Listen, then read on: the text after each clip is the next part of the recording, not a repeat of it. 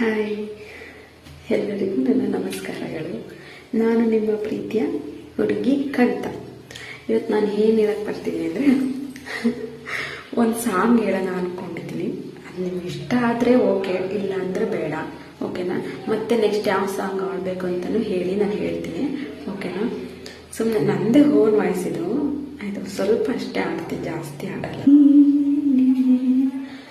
ಕನಸುಗಳು ಚಿಗುರಿ ಒಳಗೆ ಹರಡಿ ಎದೆ ಬಡಿತ ಜೋರು ನಿನ್ನಯ ಎದುರು ಹೋನಲ್ಲನೆ ನಿನ್ನಲ್ಲಿಯೇ ರಾಜ ರಾಜಾನಿ ಕೇಳು